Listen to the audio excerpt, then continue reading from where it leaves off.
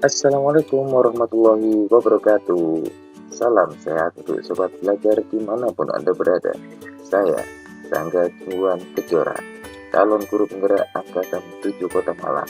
Kali ini, izinkan saya untuk berbagi praktek baik diseminasi modul 1.4 tentang budaya positif kepada praktisi lingkungan belajar saya. Dan tentunya kepada semua sobat belajar dimanapun berada. Selamat menyaksikan. Oke, saya mulai dulu. Bismillahirrahmanirrahim. Assalamualaikum warahmatullahi wabarakatuh. Waalaikumsalam warahmatullahi wabarakatuh. Waalaikumsalam warahmatullahi wabarakatuh. Alhamdulillah wa syukurillah.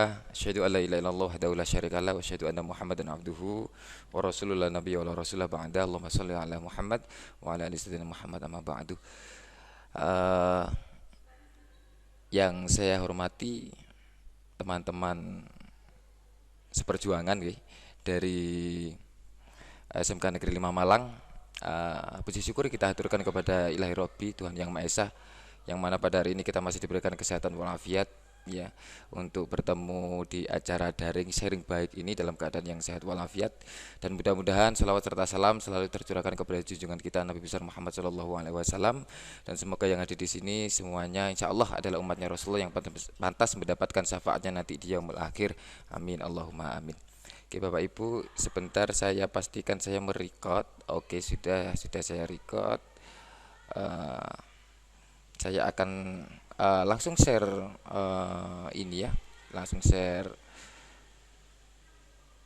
materi. Mohon izin.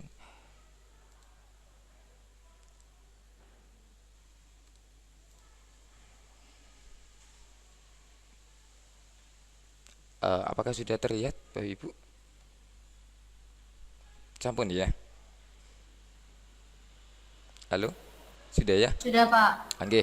Sampun, sampun. Ini belum, Siap. belum. Belum. Belum? Oh, sampun. Oke. Oke, Bapak Ibu yang saya hormati, hari ini saya Sangga Juban Kejora, ya pasti sudah kenal semuanya nggih. Dari SMK Negeri 5 Malang, calon guru penggerak angkatan 7 Kota Malang di kelas 149, ingin berbagi atau diseminasi modul 1.4. Modulnya saya sudah insya Allah tiga bulan berjalan ini masih berada pada modul 1. Modul 1 itu ada sub modulnya itu sampai 4, dan ini yang terakhir untuk saya jelaskan atau sharing baik ke Bapak Ibu. Oke. Nanti insya Allah di dalamnya saya akan berikan kesimpulan dari modul 1.1, 1.2, 1.3 sampai 1.4. Kita masuk di persepsi dulu nggih Bapak Ibu. Yang pertama tentang merdeka belajar. Bapak Ibu pasti saya yakin selalu sering dan mendengar merdeka belajar gitu ya. Tapi panjenengan kemungkinan kecenderungannya masih bingung apa sih maksud merdeka belajar itu secara utuh gitu nggih. Itu yang menjadi pertanyaan besar, bahkan tidak menjamin guru-guru yang senior pun maupun guru-guru yang sudah lulus di guru penggerak pun yang menjadi roda pertama Menteri Pendidikan untuk menyebarkan filsafah merdeka belajar ini juga paham. Jadi di sini niat pertama saya adalah yang pertama tidak menggurui, mohon maaf, tidak menggurui, tapi hanya sharing Bapak Ibu. Nanti Bapak Ibu juga jika memang ada suatu pengalaman yang ternyata ada di dalam metode ini, di dalam apa yang saya sampaikan, monggo Bapak Ibu juga bisa sharing di sini. Yang jelas kita di sini sama-sama belajar. Intinya acara ini, intinya momen ini bukan ranah saya menggurui, mboten. Hanya saya ingin berbagi pengalaman, berbagi sharing baik apa yang sudah kami dapatkan di dalam program ini gitu. Merdeka belajar Bapak Ibu yang dipahami dari modul 1.1, 1.2 dan 1.3. Ini pada awalnya secara historitas merdeka belajar ini diadopsi dari pemikiran Ki Hajar Dewantoro gitu ya. Pemikiran Bapak pendidikan kita, founding father of education ya. Jadi Bapak pendidikan kita ini punya filsafah tentang bagaimana merdeka belajar itu. Yang setidaknya ada 3 poin. Yang pertama adalah pembelajaran itu berpusat pada siswa. Jika pembelajaran kita ini sekarang masuk di dalam metode teacher centered, berarti kita masih bukan berada pada merdeka belajar, tapi merdeka belajar itu student centered gitu ya. Jadi yang menjadi pusatnya adalah siswa. Nah, ini adalah inti dari filsafatnya Ki Hajar Dewantara bahwa pembelajaran itu berpusat pada siswa. Yang kedua, pendidikan itu memahami segala kodrat anak dan menebali perilakunya. Jadi kodratnya anak ini yang harus difahami gitu. Jadi ketika anak itu tidak suka dengan numerasi, ketika anak itu tidak suka dengan hitung-hitungan, ya jangan dipaksa. Mungkin saja kodratnya ada di seni gitu ya, seperti contoh di sekolah kita di SMK Negeri 5 Malang yang kental dengan seninya gitu ya. Kadang kecenderungan, ini saya berbicara kecenderungan orang seni itu ingin bebas dan sebagainya. Nah, berbalik arah juga ketika anak ini digiring di numerasi, kita memaksa dia di numerasi yang intinya ini ilmu pasti 1 tambah 1 2 kan gitu ya. Tidak ada ruang di mana anak itu untuk mencari sebuah kebebasan dari apa yang dipersepsikan gitu ya. Jadi ketika kita itu menuntun anak tapi cenderung memaksa, ini bukan merdeka belajar namanya kan gitu.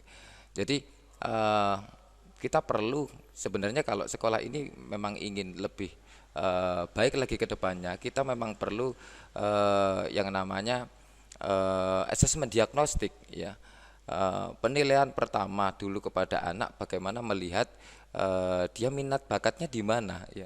Nah, minat bakat ini yang dikatakan oleh Sang Ki Hajar Dewantara sebagai kodrat anak. Nah, kodrat itu ada 2, kodrat alamnya dan kodrat zaman nanti. Nah, PR-nya guru, PR-nya pendidik, PR-nya orang tua itu mendorong agar kodrat alam anak itu sesuai dengan kodrat zamannya kan gitu. Lalu yang ketiga, Bapak Ibu, pendidikan itu menuntun, bukan menuntut. Nah, ini kecenderungan kita sebagai guru sampai sekarang. Kita itu menuntut anak-anak untuk segera menyelesaikan tugasnya, menuntut anak-anak harus A, B, dan C kan gitu. Padahal pendidikan itu menuntun. Nah, apa sih maksud menuntun itu kan gitu. Nah, nanti insya Allah kita kupas akan di momen ini untuk setidaknya kita meskipun secara komprehensif, secara keseluruhan kita belum menguasai, karena yang jelas ini sepertiga dari merdeka belajar, karena masih ada di modul 1.4, modul 1.4 ada insya Allah ada 4 modul Bapak Ibu. Dan ini saya masih berada di modul 1 gitu ya. 1 ada subnya sampai 1.4 itu. Ya, jadi merdeka belajar itu pembelajaran yang bebas tertuntun. Ada kadang Bapak Ibu guru menyeletuk bahwa merdeka belajar itu berarti arah-arah bebas, bukan bebas sebebas-bebasnya, tapi pendidikan atau merdeka belajar itu adalah pembelajaran atau pendidikan yang bebas tapi tertuntun. Jadi guru orang tua itu menuntun anak ini loh gitu. Nah, sekarang problemnya kodrat umum siswa seperti apa? Yang pertama, kodrat umum anak itu cenderung ingin bebas ya. Tidak mau dikekang, tidak mau ada aturan dan sebagainya. Ini pasti Pak Fariza sangat merasakan ini ya, karena ada di tata tertib ya. Pasti akan merasakan ini bahwa kecenderungan anak itu selalu ingin bebas, ingin tidak ada aturan yang mengekang dia gitu.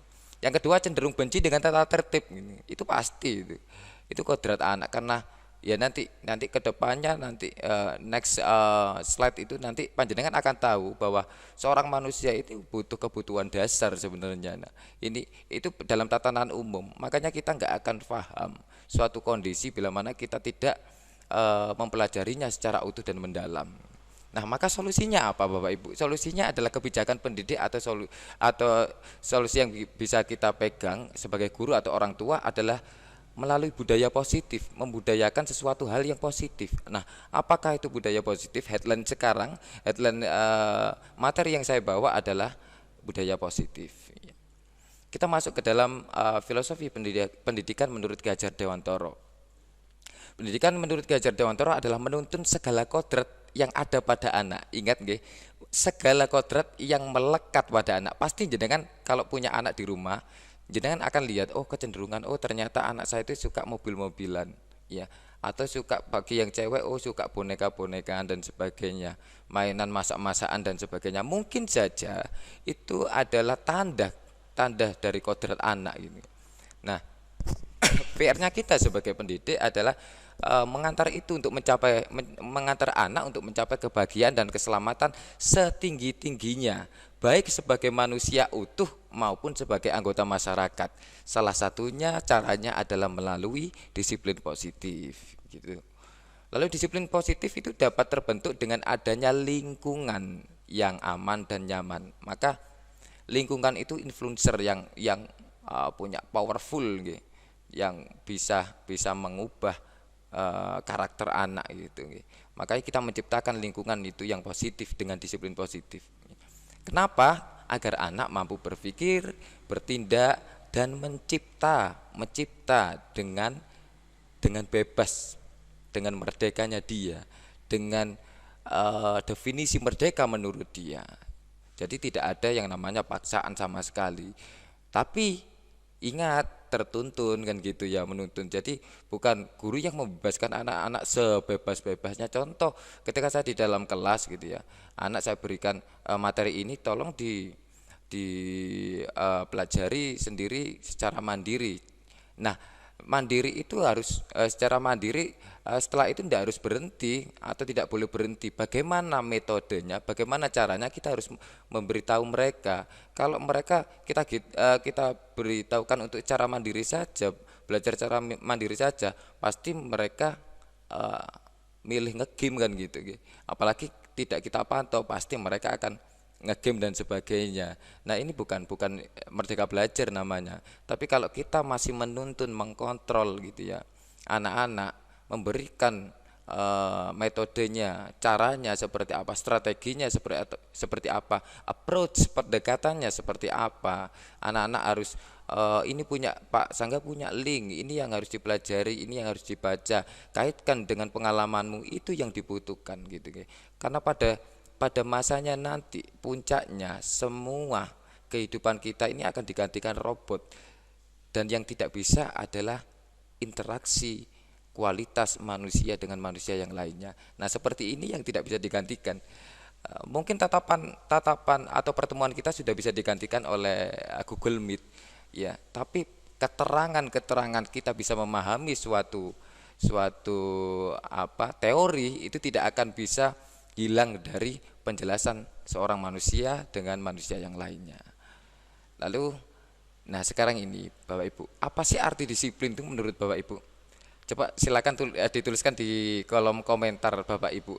Satu saja, dan saya tolong Pak Riki nanti dibacakan nggih Pak Riki. Satu saja. Apa sih arti disiplin itu?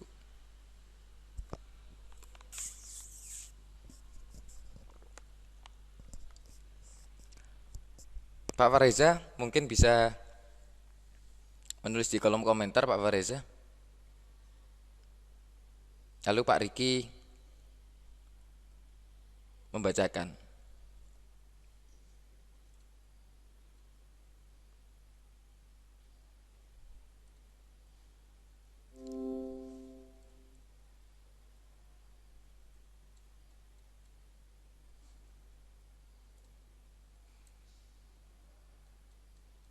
Sudah? Halo Pak Riki?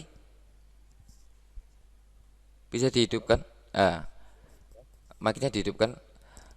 Apa yang ditulis oleh Pak Fareza, Pak Riki? Pak Fareza masih belum menulis apa-apa. Masih belum menulis apa-apa. Siapa yang sudah menulis Pak Riki?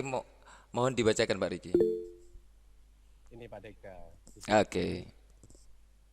Pak Deka mengutip ya Google 2023. Disiplin adalah rasa ketaatan dan patuh terhadap nilai-nilai yang dipercaya dan menjadi tanggung jawabnya.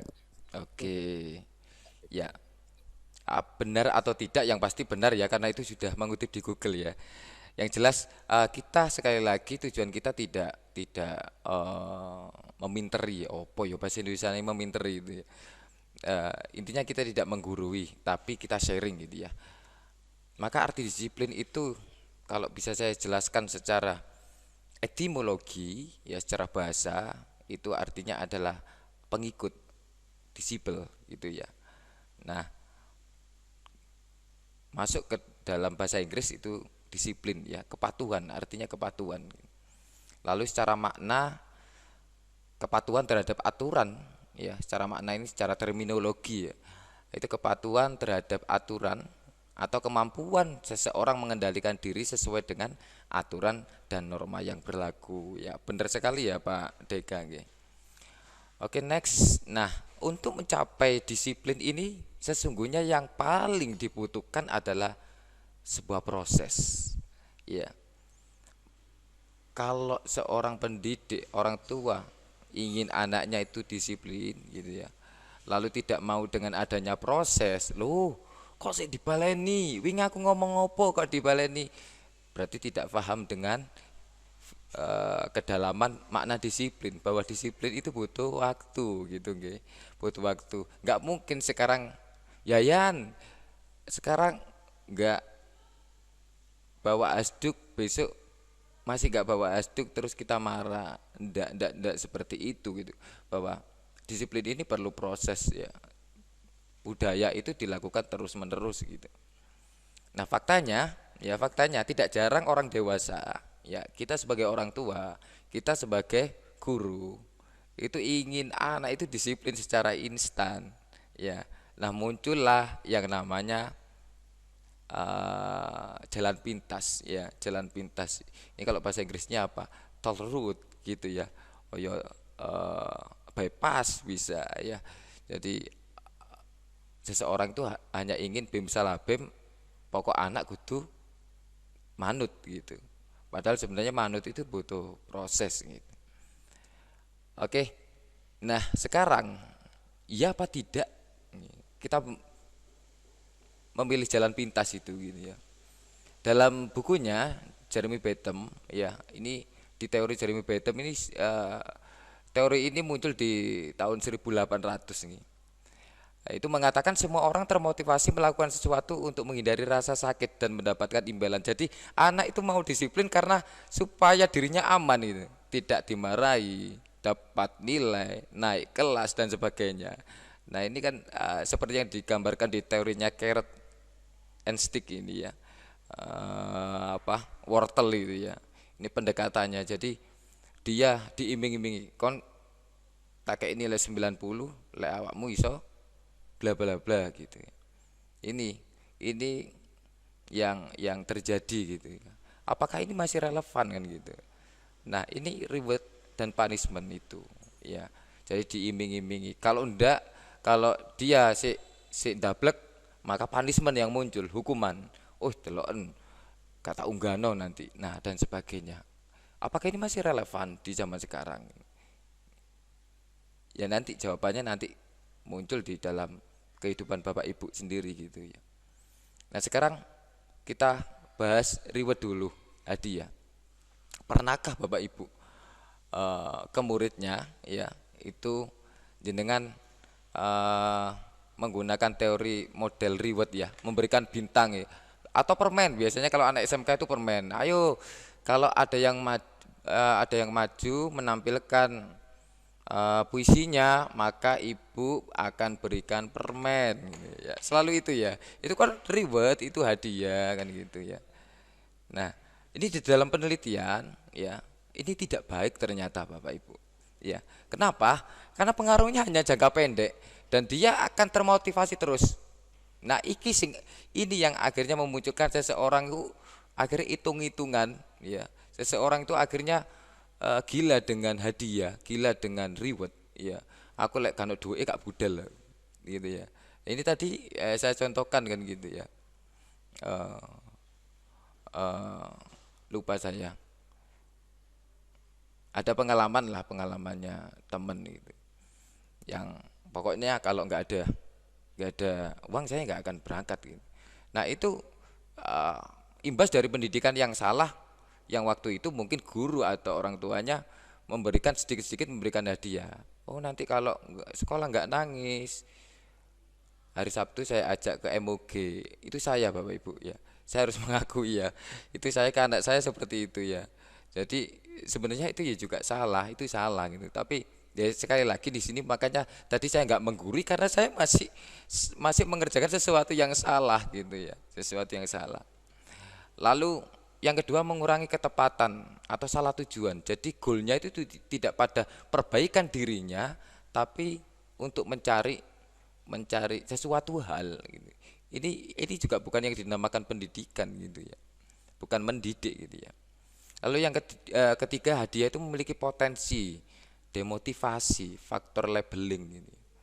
Ya, jadi nanti yang bintangnya paling akeh, oh dia disebut, oh anak ini yang pintar sendiri dan sebagainya, ngartis dong kan ini dan sebagainya. Intinya akan menjadi suasana di dalam kelas itu akan menjadi nggak nyaman ya antara anak satu dengan anak yang lainnya. Akhirnya kecenderungan kalau sampean sadar anak yang ranking 1, ranking 2, ranking 3 itu oleh teman-temannya yang mungkin ya secara ini apa itu secara pembelajaran itu tidak terlalu apa ya serius, ini mengatakan bahwasanya anak-anak yang pinter ranking 1, 2, 3 itu adalah anak yang memang disayang oleh gurunya dan gurunya diskriminasi kepada kita Pak gitu. Nah, kecenderungan itu yang awalnya muncul kausa primanya adalah eh, anak itu dididik dengan ribet gitu ya. Nah, ini merusak hubungan ya. Kompetisi itu merusak hubungan eh, eh, siswa satu dengan siswa lainnya gitu. Apakah kita tidak boleh kompetisi? Boleh, boleh. Tapi pendidikan itu bukan pinter-pinter karena tadi ya kodrat anak itu meskipun dia kembar pun secara identik ya, tapi kodratnya tidak sama. Jadi kalau melihat ini apa orang yang kembar ya, apakah kalau kita bisa melihat secara kedalaman lebih dalam apakah sama semuanya sama? Enggak. Satunya suka nasi goreng, satunya suka es krim kan gitu. Ya beda-beda. Itu sesuai dengan kodratnya, tidak semua plek sama. Nah, kadang kita pendidikan kita mengacu pada sesuatu ukuran yang harus sama, bahwa anak itu pintar adalah anak yang nilainya 90 ke atas ini. Kan gitu. Dan itu salah karena kodrat anak itu berbeda-beda gitu. Nah, apakah kita tidak boleh memberikan hadiah atau imbalan pada siswa kita? Jawabannya adalah boleh gitu ya. Yaitu dengan apresiasi ya. Karena apresiasi ini bersifat spesifik ya. Jadi tidak nilai universal yang kita acak-acak ini, tapi spesifik. Berfokus pada proses dan upaya anak di akhir bukan di awal, bukan diiming-iming dengan hadiah. Jadi diapresiasi. Contohnya seperti apa? Ini ya, tadi kalau Pak Farza, katakanlah Pak Riki tadi sudah membacakan apa yang ditulis oleh Pak Deka. Nah, gurunya bilang terima kasih sudah membacakan komentar yang ditulis oleh Pak Deka. Tadi saya udah terima kasih ya Pak Riki ya. Kayaknya lupa ya. Gitu ya. Jadi ini dalam sudah ya Pak ya. Yang mudah-mudahan sudah. Ya ini contoh dari apresiasi. Lalu ketika anak sudah bisa menjawab sesuatu hal, kita sampaikan bahwa jawaban yang baik dan penjelasannya sangat rinci. Itu apresiasi, bukan pada sesuatu barang yang harus juara harus kita berikan korek dan sebagainya, bukan. Tapi apresiasi ya. Itu juga kalau nanti masuknya filsafat ilmunya Pak Riki, Pak itu kan juga reward juga bagian dari reward, tapi secara verbal ya mungkin maksudnya Menteri Pendidikan di situ mungkin maksudnya, tapi tidak yang pada objek nyata yang terlihat akhirnya menjadi sebuah kondisi yang akhirnya merusak hubungan satu teman dengan teman yang lainnya gitu. Lalu sekarang punishment, hukuman gitu ya. Nah, mungkin Bapak Ibu pernah ini ya, pernah dapat hukuman dari ini dari gurunya dulu.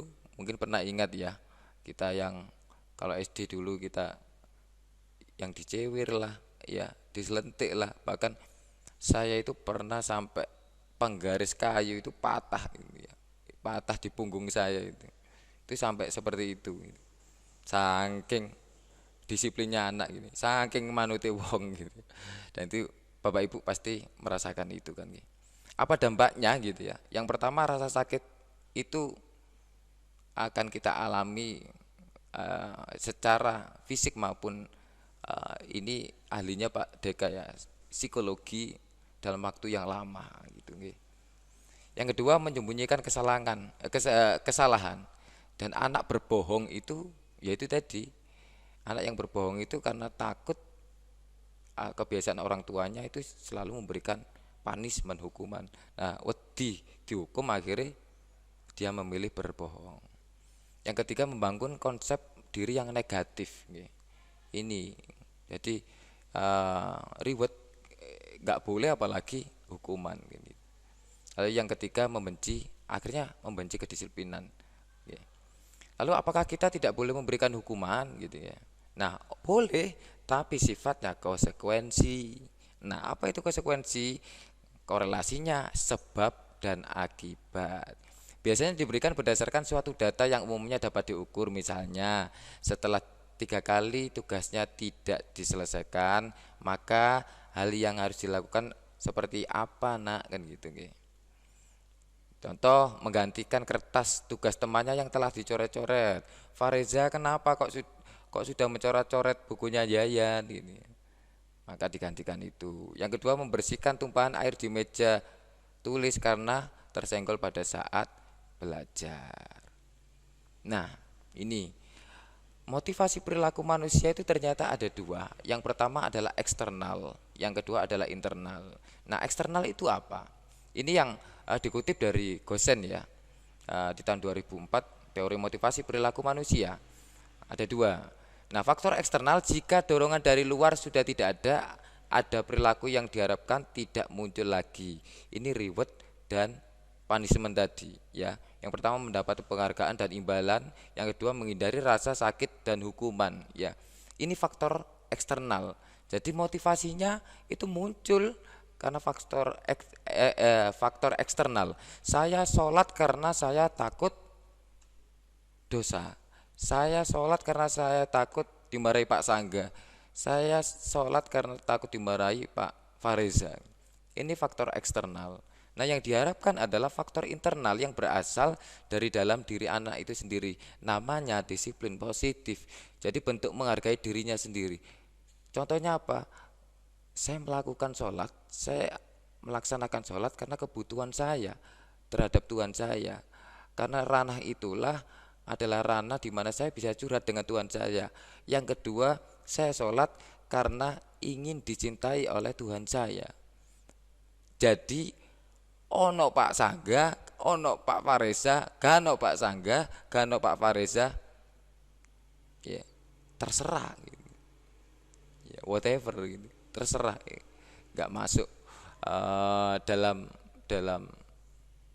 kamus saya karena saya melakukan sesuatu hal itu karena dorongan faktor internal saya kok gitu. Ini adalah bentuk saya menghargai diri saya sendiri.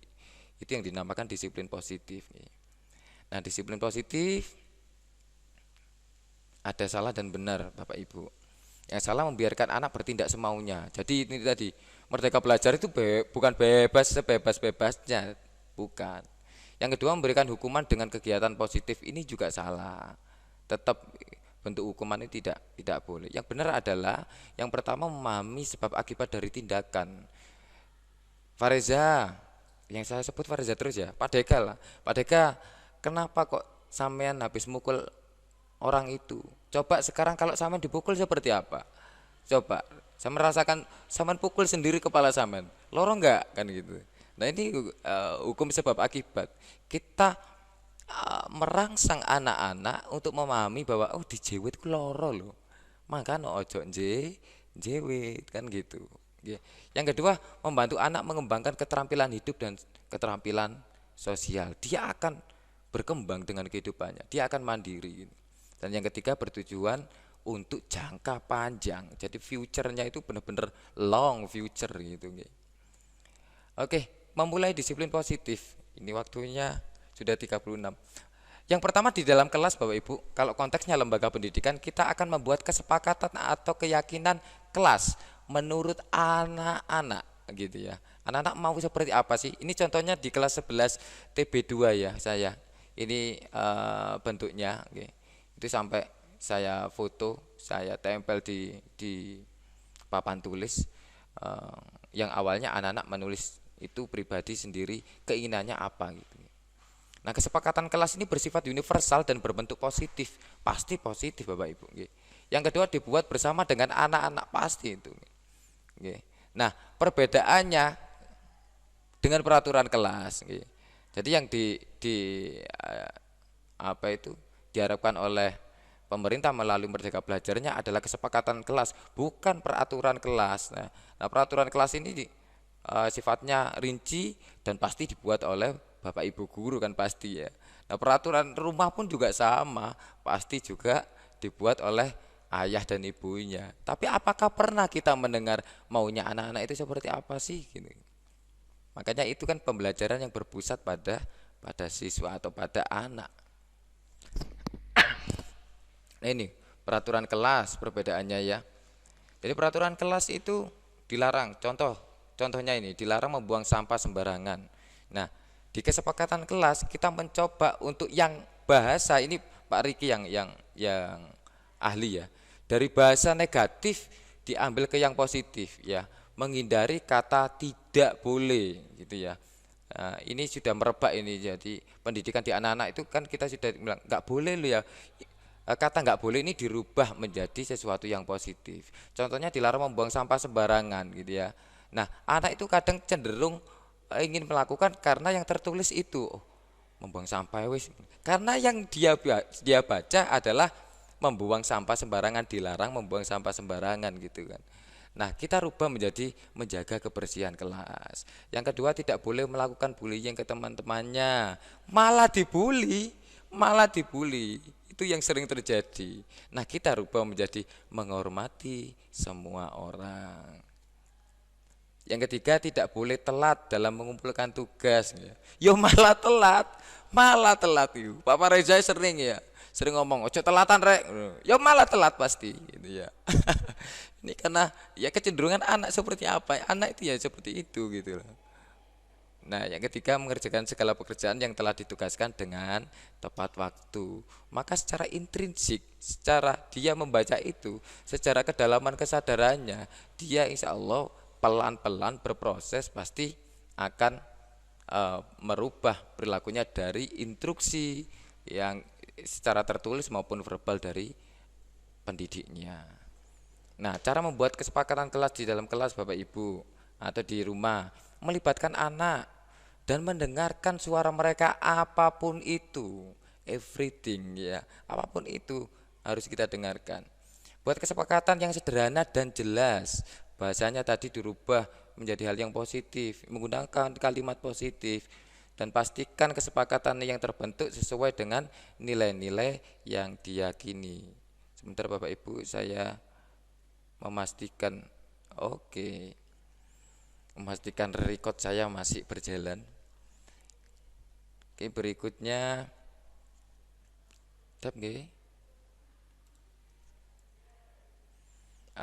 ditempel kesepakatan yang telah disusun bersama di kelas, di tempat yang mudah dilihat oleh semua warga kelas. Kalau di rumah, Bu Rima, Mbak tadi kalau di rumah sama di kamarnya anak atau di ruang keluarga itu ditempel gitu.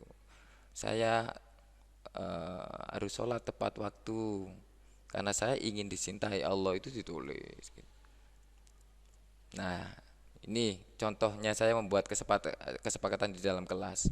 Jadi ini yang sudah saya kerjakan. Tuh. Lalu bagaimana jika nggak saya putar Bapak Ibu karena waktunya juga terbatas. Bagaimana jika anak melanggar kesepakatan kelas? Nah, ini kan tadi masalahnya ada di sini. Anak cenderung tidak mau sesuatu yang mengikat dia gitu. Maka kita harus, yang pertama adalah mengidentifikasi masalah. Kita harus mendalami kenapa masalah itu gitu ya. Yang kedua dialek, komunikasi. Nah, komunikasi, koordinasi dan konsolidasi. Dialog ya seperti ini dialog. Dan yang ketiga memahami kebutuhan dan perasaannya. Nah, Bapak Ibu tadi sudah saya singgung bahwa sejatinya seorang manusia itu memiliki kebutuhan dasar. Berapa kebutuhan dasarnya? Ada 5 kebutuhan dasar. Yang pertama adalah kebutuhan untuk bertahan hidup. Yang kedua adalah kebutuhan kasih sayang dan rasa diterima. Gitu. Ini Pak Fareza ini butuh sekali ini. Yang ketiga kebutuhan untuk bebas, gitu, freedom, gitu ya. Yang keempat itu kebutuhan untuk bahagia, bersenang-senang itu bahagia. Yang kelima itu kebutuhan untuk penguasaan, jadi power. Kata William Glasser, setiap makhluk hidup mengendalikan perilaku sendiri untuk memaksimalkan kepuasan dan memenuhi kebutuhannya. Dan ini korelasinya tidak bisa kita lepaskan dari 5 kebutuhan dasar manusia ini. Oke, udah.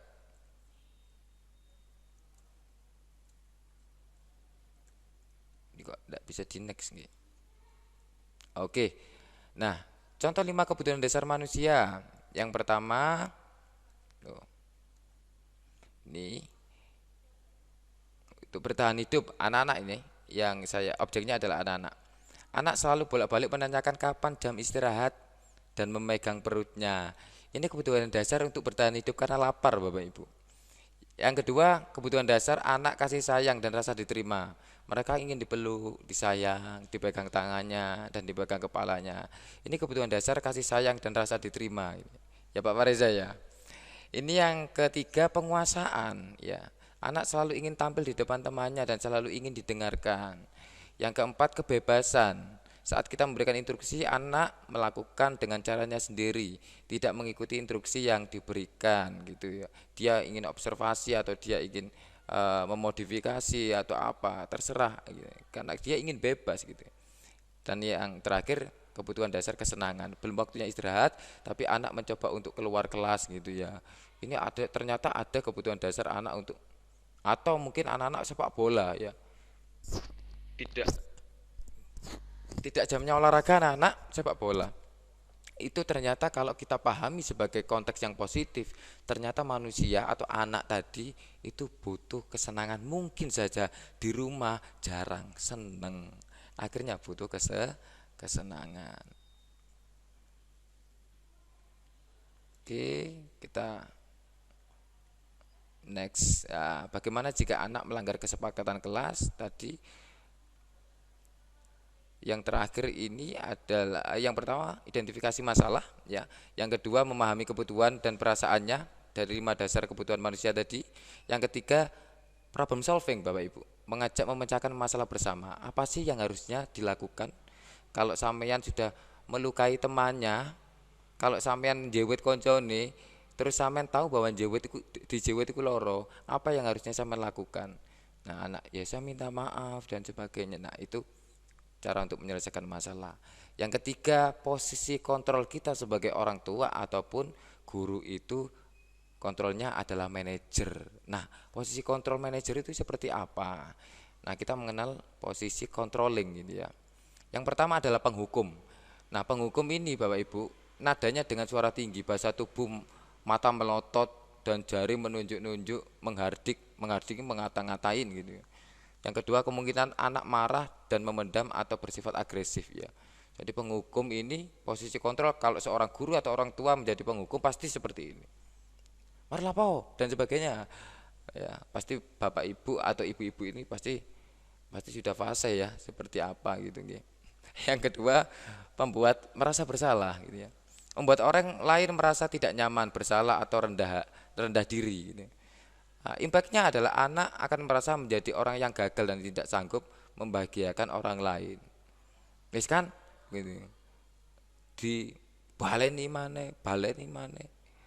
Kuwi ngelak is ngomong dan sebagainya gitu nggih.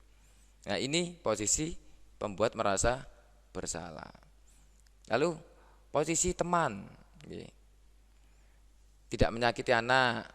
Ya, mungkin kita masih dalam taraf di ini di yang paling tinggi di teman gitu. Tapi ya tidak tahu, mungkin Bapak Ibu mungkin sudah di atas ini, mungkin bisa saja. Kalau kalau saya kadang kadang ya masih di penghukum, kadang masih di pembuat merasa bersalah, kadang kalau ketemu bijaknya ya masih di posisi teman mungkin gitu.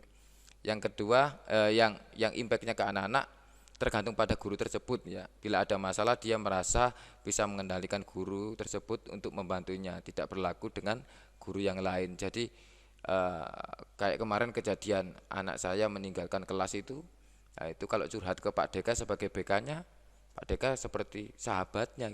Kalau sama saya takut, berarti saya ini ada di titik penghukum atau pembuat merasa bersalah gitu. Masih tinggal Pak Deka masih di teman dan sahabat. Lalu yang keempat, pemantau. Ini lebih baik daripada teman ya.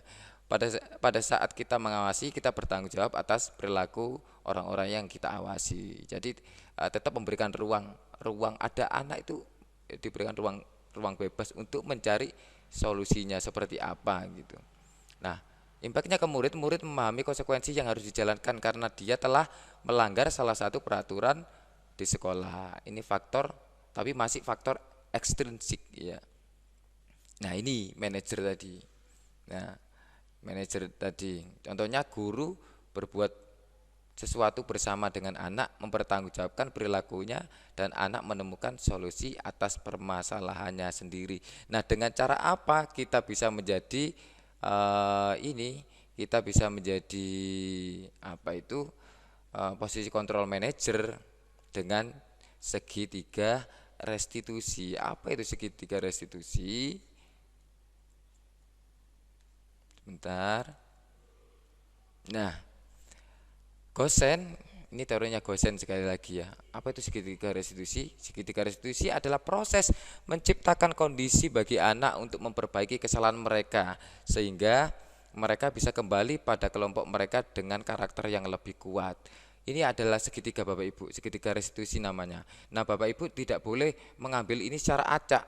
Jadi yang pertama yang harus dilakukan adalah mulai dari sebelah kiri Bapak Ibu dulu ya. Validasi dulu tindakan yang salah ya, baru menstabilkan identitas, turun ke bawah, baru yang kanan menanyakan keyakinan. Contohnya ketika kita ke validasi tindakan yang salah, kamu tentu punya alasan mengapa melakukan hal itu gitu. Atau adakah cara yang lebih efektif untuk mendapatkan apa yang kamu butuhkan? Contoh ketika anak harus melempar temannya gitu. Kita tahu bahwa kenapa kamu melempar? Saya suka Pak lempar. Nah, kita tanya ke anaknya, adakah cara yang lebih efektif untuk mendapatkan apa yang kamu butuhkan? Kan kita tahu bahwa anak itu butuh lempar-lemparan. Nah, kita koordinasikan dengan guru olahraga ya, dengan pembelajaran lempar lembing atau tolak peluru dan sebagainya. Nah, ini caranya kita gitu. Yang kedua, menstabilkan identitas ya. Nah, kita bilang ke anak, setiap orang itu pasti pernah melakukan kesalahan. So, don't worry. Jadi kita memberikan penguatan kepada anak-anak. Jadi kamu bukan satu-satunya yang pernah melakukan ini dan sebagainya. Baru yang terakhir adalah keyakinan, menanyakan keyakinan. Nah, keyakinan kelas apa yang telah kita sepakati? Oh, seperti ini.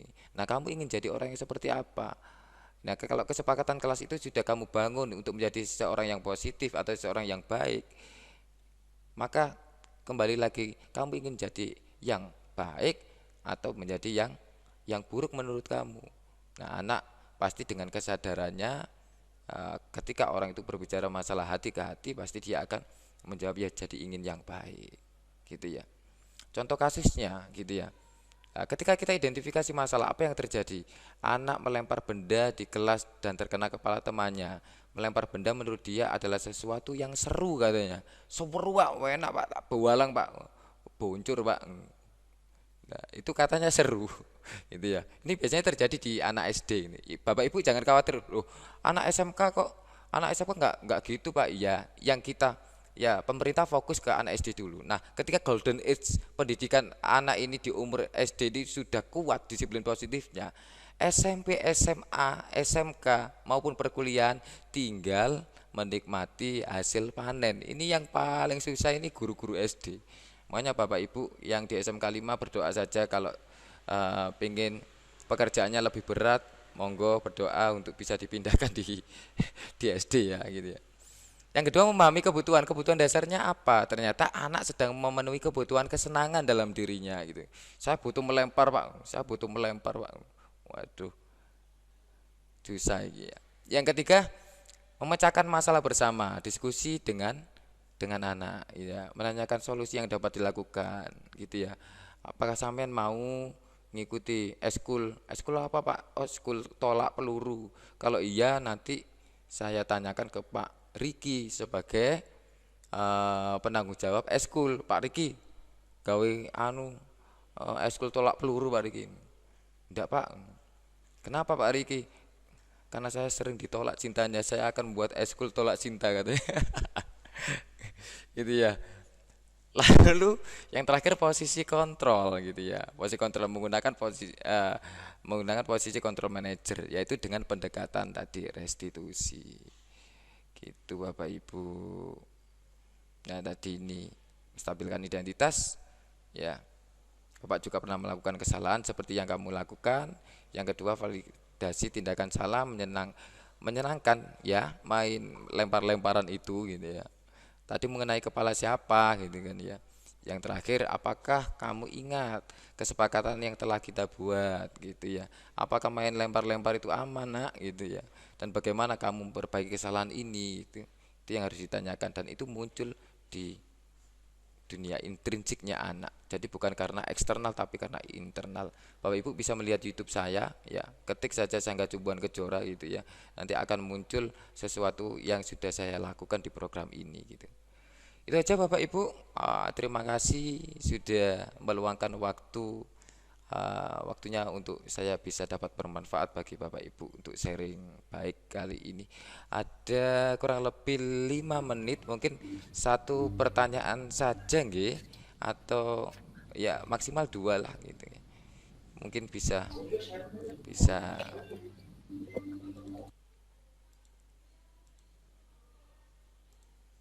oke, mungkin bisa raise hand Bapak Ibu, monggo. Sinten?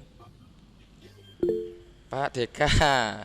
Oke, ini teman saya semangat sekali nih kalau masalah menghajar ke saya ini. Ini yang paling semangat. Oke, silakan Pak Deka. Di on kan dulu ya. Ya, terima kasih Pak Sangga. Mengenai kurikulum Merdeka ya. Iya. Ini sebenarnya informasi baru, ilmu baru, istilahnya bakal jadi budaya baru juga. Ya, yang susah itu kan memang mengubah budaya lama menjadi budaya positif lah, gampangnya seperti itu. Sebenarnya banyak yang mau saya diskusikan, cuma lebih ke praktisnya aja Pak ya. Saya ngambil materi tadi tentang 5 kebutuhan dasar manusia. Ini saya coba saya terapkan di guru. Intinya kan kelas itu mau jadi seperti apa, kondisinya seperti apa, adalah tanggung jawab dari guru masing-masing. Contoh 5 kebutuhan dasar. 1, bertahan hidup. Guru harus bisa bertahan di dalam kelas. Yang 2, guru juga butuh kasih sayang dan diterima oleh anak-anak. Yang 3, guru butuh penguasaan, terutama penguasaan kondisi di dalam kelas. 4, kebebasan.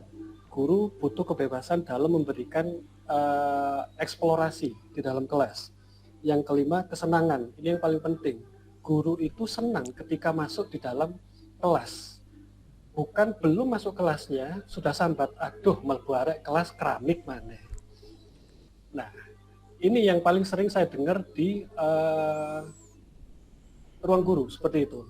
Nah, pertanyaan saya, bagaimana caranya 5 kebutuhan dasar guru di dalam kelas tadi itu bisa terwujudkan, bisa teraplikasikan di dalam kelas menurut ilmu yang sudah didapat oleh Pak Sangga tentang teori-teori di kurikulum Merdeka Belajar Pak ya. Nah, seperti itu. Masalah reward sama punishment kayaknya nanti kita sharing sendiri Pak ya. karena ada beberapa hal yang perlu saya kuatkan, ada beberapa hal yang saya luruskan sebenarnya tentang masalah reward sama punishment tadi. Itu sih Pak Sangga. Siap Pak Deka, luar biasa pertanyaannya. Terima kasih atas pertanyaannya. Intinya kita sharing ya di sini Pak Deka. Yang jelas kembali lagi saya tidak menggurui dan mungkin saya juga belum menguasai secara utuh. Yang jelas ataukah mungkin ini fokusnya kepada anak dulu, kepada gurunya sebelum harusnya nanti seperti apa? Mungkin ada di modul 2, 3 maupun 4 kita nggak tahu. Tapi secara yang bisa saya pahami, secara dasar yang bisa saya pahami, sebelum bolehkah saya mengatakan bahwa yang Pak Deka sampaikan itu bukan 5 kebutuhan dasar manusianya seorang guru, tapi 5 tuntutan profesi yang harus dilakukan gitu. Karena yang jelas Pak Deka, sebentar, yang jelas ketika orang sudah mengatakan waduh, berarti itu menandakan bahwa itu bukan kebutuhannya kan gitu. Itu bukan kebutuhannya. Yang jelas ini tuntutan profesi tidak sama dengan 5 kebutuhan dasar tadi. Itu menurut saya nggih. Menurut saya. Makanya kalau dikorelasikan terhadap profesi kita, pekerjaan kita, pasti yang jelas yaitu tadi kembali lagi anak itu tidak mau kodrat anak atau kodrat manusia itu cenderung ingin bebas, tidak ingin yang mengikat dan sebagainya kan, ngoten kan.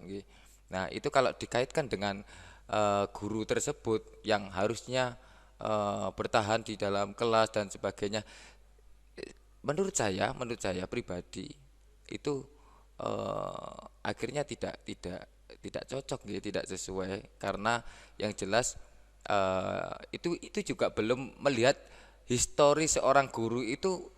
Jadi seorang guru sekarang memang kemauannya dasar kemauannya atau karena keadaan itu juga kita belum memahami filsafatnya secara mendalam di situ kan Pak Deka. Jadi kalau hal itu sepertinya yang pertama mungkin saja modul Merdeka Belajar ini belum ke sana, saya belum mendapatkan. Yang kedua mungkin saya secara pribadi menyebutkan itu bukan 5 kebutuhan dasar seorang guru, tapi mungkin 5 tuntutan sebagai seorang guru gitu. Mungkin gitu, tuntutan profesi yang jelas sesuatu yang Pak Deka sampaikan ini ya sesuatu yang positif gitu. Tapi kembali ke personalnya lagi gitu. Apakah ini dipandang sebagai sesuatu yang menghargai dirinya sendiri atau sesuatu yang mengekang bagi dirinya kan gitu. Itu Pak Deka kalau saya boleh sampaikan pendapat saya. Mungkin bisa dibantu Bu Hani atau Pak Riki. Pak Riki, Hendres ini ingin menguatkan atau ingin bertanya, Pak? Suara saya terdengar, Pak? Ya, insya Allah terdengar. Baik, terima kasih. Ini tadi sebenarnya saya fokus pada insight baru dari pemateri ya, dari Pak Sangga. Luar biasa, terima kasih saya ucapkan pada calon guru penggerak dan satu lagi pada Bu Hani itu. Semoga Anda semua bisa menjadi inspirasi kita yang ada di sini. Amin. Kalau Pak Deka lebih berfokus pada hal-hal yang bersifat praktis atau teknis ya tadi ya, saya lupa istilahnya Pak Deka apa. Tapi mungkin saya ingin berpendapat lain dalam tataran teoretik itu, mungkin sedikit abstrak. Jadi disclaimer, mohon maaf jika agak sukar dipahami. Tanggapan pertama saya adalah perihal kebutuhan dasar manusia itu tadi. Saya sepakat dengan Pak Deka bahwa itu saya pikir bukanlah kebutuhan dasar seorang guru saja, tapi kebutuhan dasar manusia. Karena prinsip-prinsip yang diaplikasikan dalam teorinya KHD itu adalah prinsip universal. Nah, kemudian saya juga tergelitik saat Pak Sangga mengutip Jeremy Bentham. Seperti yang kita tahu bahwa Jeremy Bentham itu adalah seorang filsafat utilitarianisme ya, yang mana dia juga berpendapat dasar naluri manusia itu adalah menghindari rasa sakit, dan inilah yang pada akhirnya menjadi prinsip humanisme universal. Nggak ada manusia yang pengen sakit itu, sehingga hal utama yang dikedepankan oleh manusia itu dalam memandang manusia lain adalah jangan sakiti mereka. Yang ini nanti bisa kita perluas tatarannya bukan pada manusia saja, sehingga kita melampaui antroposen itu. Kita nggak berfokus pada sekedar manusia, bisa saja kita menerapkannya pada lingkungan. Misal jangan menyakiti lingkungan, misalnya dengan illegal logging, jangan menyakiti hewan, dan itu kita akan bergerak lebih jauh gitu dari perspektif yang hanya mengutamakan keuntungan manusia gitu. Karena dalam sejarah modern ini kan perkembangan peradaban di abad 20 ke 21 ini sangat akselerasi ya, itu sangat berbeda dengan abad-abad sebelumnya yang menemui kemacetan itu. Itu adalah dampak dari antroposentrisme gitu, bahwa peradaban manusia sangat maju, tapi di sisi lain peradaban misalnya saja kita bisa menyebutkan peradaban hewan, peradaban tumbuhan, hutan, itu sangat tragis. Nah, itu ya yang pertama. Nah, kemudian masuk dari situ. Kesimpulannya adalah prinsip kemanusiaan yang digagas oleh Ki Hajar Dewantoro dengan berfokus pada siswa sebagai student center, itu pusatnya pembelajaran, itu juga perlu kita teladani betul, kita pahami betul. Saya pernah membaca satu jurnal itu berisi tentang apa sih landasannya student center itu. Ternyata pada zaman lampau ada semacam kekerasan terhadap budaya, kekerasan terhadap ras dan suku-suku di Eropa maupun di Amerika yang dilakukan oleh lembaga, dilakukan oleh guru sebagai agennya gitu. Orang-orang yang berkulit berwarna itu mendapatkan perlakuan sangat tidak layak, sangat tidak manusiawi itu.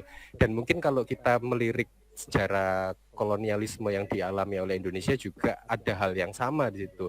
Orang-orang pribumi tidak mendapatkan perlakuan yang sama sebagaimana orang-orang pribumi, tapi dalam kelas elit, dalam kelas borjuis. Nah, disinilah saya pikir kita memang, saya menyepakati betul bahwa pembelajaran itu harus berpusat pada siswanya. Bagaimanapun yang diuntungkan itu harus siswa, dan guru itu adalah agen yang bisa mentoleransi dirinya sendiri sampai batasan tertentu. Nah, ini batasan ini yang pengen saya tanyakan nanti.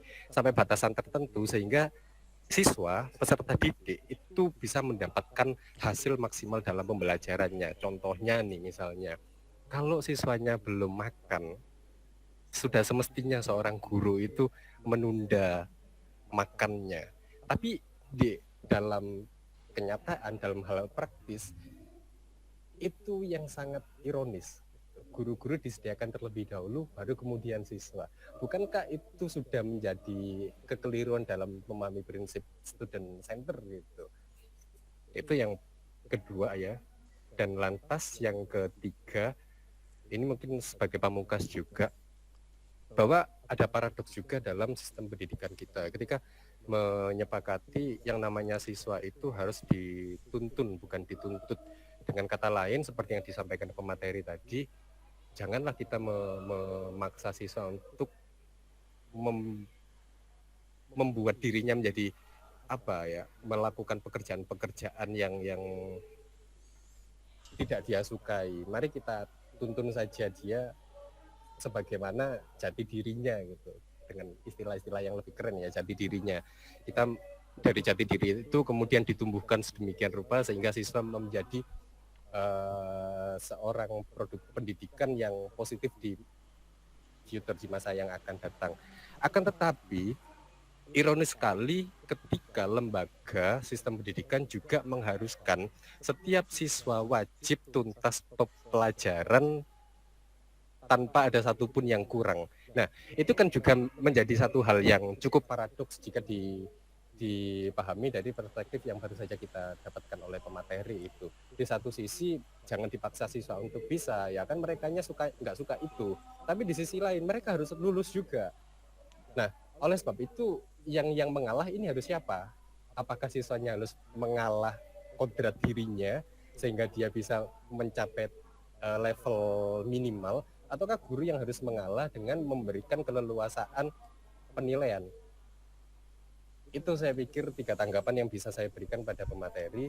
Mungkin ini bisa dijadikan diskusi lanjutan, bagaimana apa yang baru saja saya sampaikan, apakah itu merupakan permasalahan tersendiri atau justru adalah hal yang sama sekali tidak ada dalam perspektif kurikulum merdeka gitu. Di sini saya hanya mencoba mengkritisi dan juga memberikan perspektif lain barangkali bisa bermanfaat, tapi jika tidak saya minta maaf.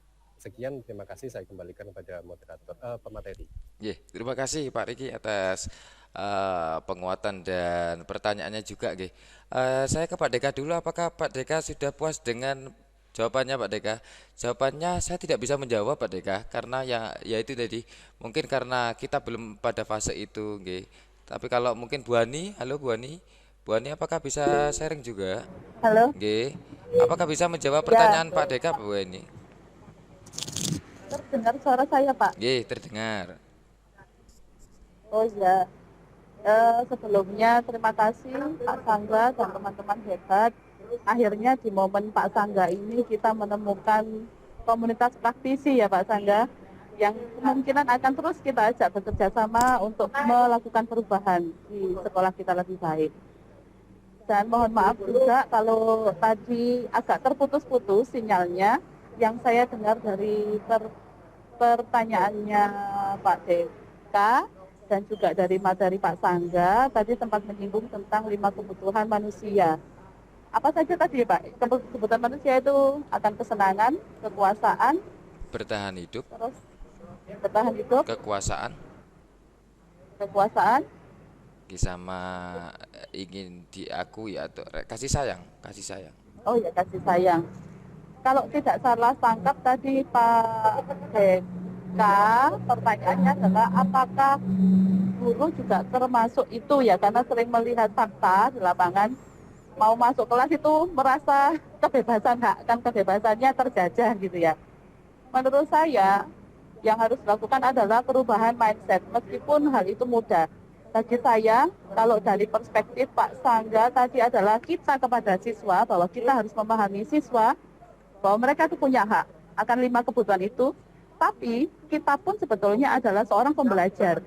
Kita pun juga seorang yang belajar dan yang memiliki hak yang sama untuk merdeka.